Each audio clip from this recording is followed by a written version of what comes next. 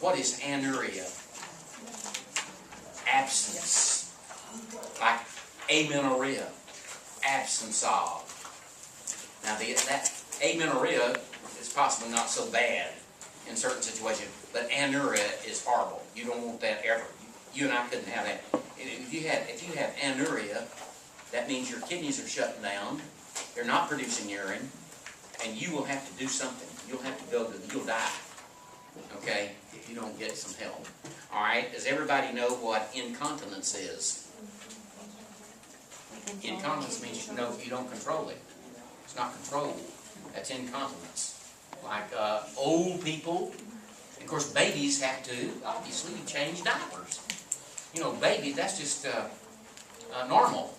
But old people, you know, they get the muscles and lose their tone, etc., and the urethra and so forth, and they have these problems. That's incontinence. Anybody know what oliguria is? Oliguria. You know what oliguria is? Oliguria is scanty urine output. Scanty. Everybody know what polyuria is? That means where there's a copious urine output. You can induce yourself to have... Now, if you take Lasix, diuretic, you'll have pretty good urine output. If you take a blood pressure medication with hydrochlorothiazide in it, you will have to go urinate. And if you drink a lot of alcohol, and some of you work in situations where you see that all the time, right? You see that. Person drinks a lot of alcohol, they will have a little polyuria involved there. All right, what's another thing? Diabetes. One of the characteristics of a diabetic situation is polyuria, excessive urination. Because in a diabetic situation, the insulin's not working. So there's too much glucose in the urine. And so with the glucose in the urine, the osmotic concentration increases and water comes into the urine. And so it triggers you got to go. All right, but anyway, everybody, do you think of anything? You know what hematuria is? That was on the test a while ago. You know what glucosuria is? Those types of things. All right, now I had some questions. Now, here's another thing to be sure and look at. All right, what is the, all right, I have one right here.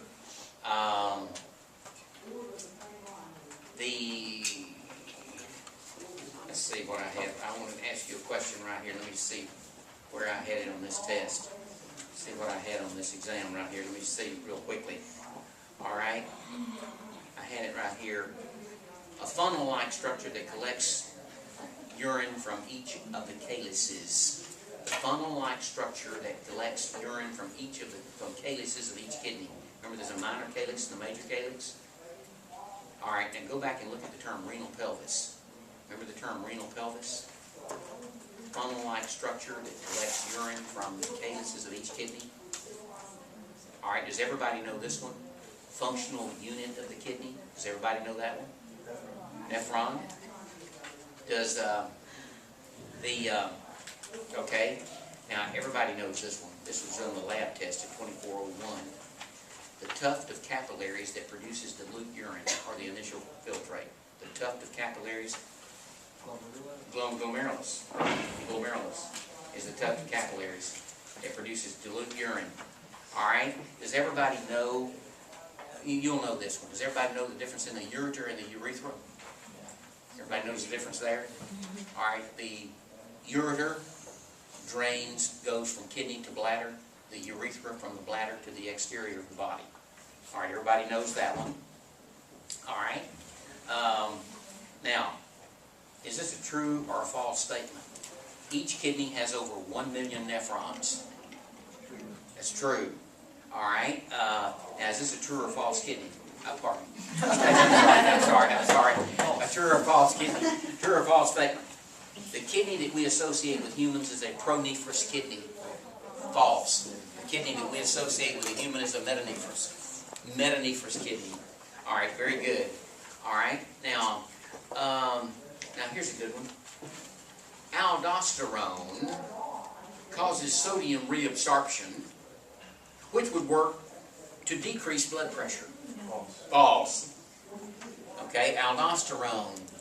Remember, aldosterone will cause sodium reabsorption. That means reabsorption into the blood, reabsorb, and that would make blood pressure go up. Blood pressure go up.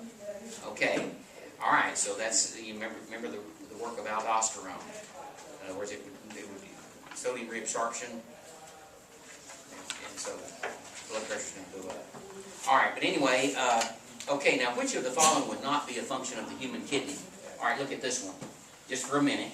All right, regulating blood volume, regulating salt concentration, maintaining proper acid-base balance, formation of urea, or produces renin. All right, now people miss that a lot. Let me make sure you understand this one. The kidneys do not produce urea. Make sure you understand that. The kidneys do not produce urea. Urea is produced by the liver. Remember the ornithine cycle in the liver? That is where urea is produced. Okay, so that's it. Now what is urea? It is a non-protein nitrogen waste material. That is urea. All right? Now listen to this one. During filtration in a nephron, the driving force that moves the fluid from the glomerulus into the Bowman's capsule is protein pressure, blood pressure, negative pressure, osmotic pressure, secretion of antidiuretic hormone. All right, the main thing there is going to be blood pressure. Blood pressure will drive. That's the main thing. The blood pressure in the glomerulus, that's one of the major glomerular blood hydrostatic blood pressure forces. All right, that's the main thing that drives fluid from the glomerulus to the into the Bowman's capsule. All right, now here's this one right here. Listen to this one. Given the following conditions: glomerular blood hydrostatic pressure 75 millimeters of mercury, capsular hydrostatic pressure 15 millimeters, and blood osmotic pressure 25. The effective filtration pressure would be what? All right, now look. Basically, all you do there is you have the capsular, the glomerular blood hydrostatic, which is 75, plus, and then you subtract the other two from that, and you get if you get a negative answer, that's renal shutdown, isn't it? And we want a positive number for that, a positive number for that sort of thing. You have that one in your notes too. Be sure and look over. Remember, you haven't been tested over the kidney stuff. Kidney stuff you haven't had any test on.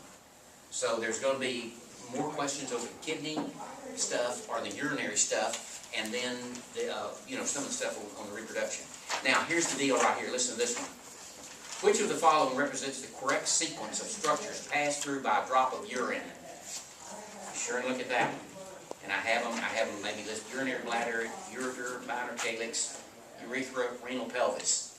And you've got to know you've got to look at the correct sequence in the path of a drop of urine. Well, in this particular question, this one was, it was, okay, the way it starts, all right, minor calyx, then renal pelvis, then ureter, then bladder, then urethra. In other words, just the way it goes. You'll have I think you can figure that one out. I believe you can. All right, just a drop. All right, now be sure to look over the correct sequence in the structures in the anatomy of a nephron. Where's the you had the afferent arteriole, glomerulus, efferent arteriole, okay, that sort of thing. All right, just kind of look at that one. And so, or just a nephron itself. Let's say. Remember, you had you had things like the Bowman's capsule, whatever.